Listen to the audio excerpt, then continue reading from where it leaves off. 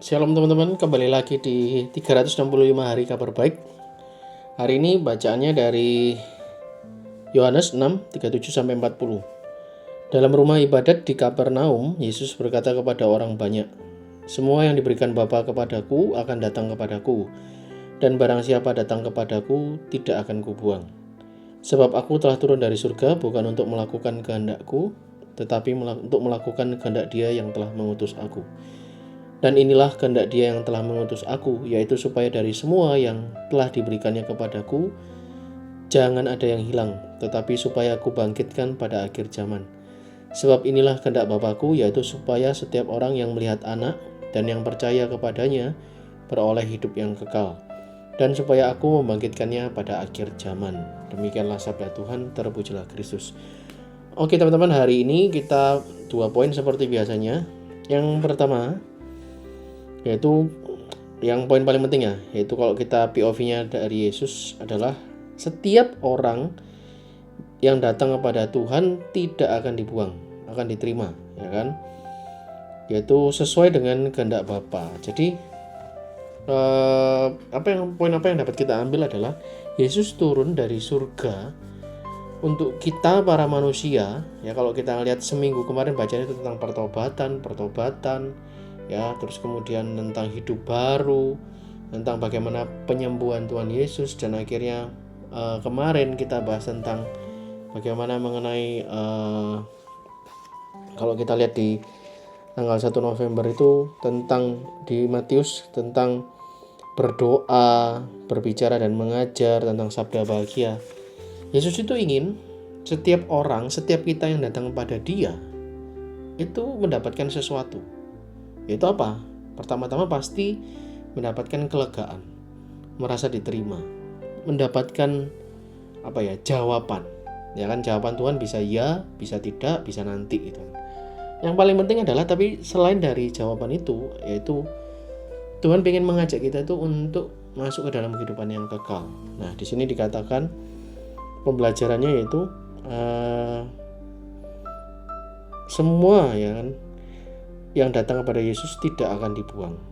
Dan inilah itu tugasnya Yesus. Jadi salah satu misinya Yesus itu adalah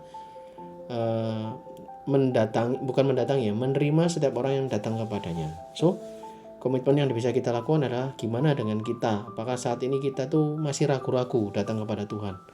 Mungkin kita datang dengan segudang beban hidup, segudang masalah. Tapi ingat, Tuhan itu tidak pernah membuang orang yang datang kepadanya. Jadi komitmennya adalah ya setiap hari kita mau datang ke Tuhan, ya karena kita tahu Dia bukan Tuhan yang jahat, tapi Dia Tuhan yang selalu ada buat kita. Itu yang poin yang pertama. Poin yang kedua adalah Tuhan itu nggak pengen kita hilang, ya kan. Dan poin yang kedua adalah membangkitkan. Bangkit ini kan arti katanya ya bangkit itu dari sesuatu yang tidur, sesuatu yang mati, sesuatu yang tiarap, sesuatu yang nggak muncul, nggak terlihat gitu ya. Nah, kebangkitan Tuhan ini ada 2 jenis kalau dari eksposisinya. Maksudnya ada 2 maksud ya.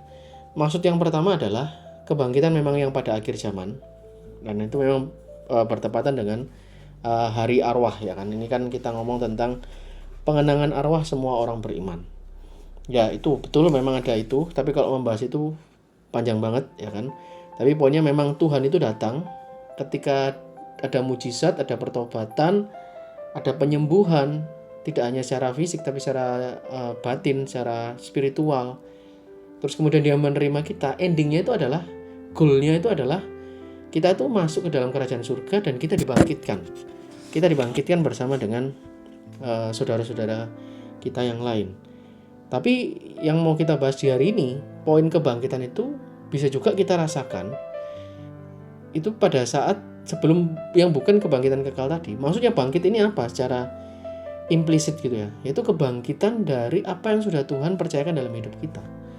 Mungkin hari ini kita datang dalam bentuk kematian apa?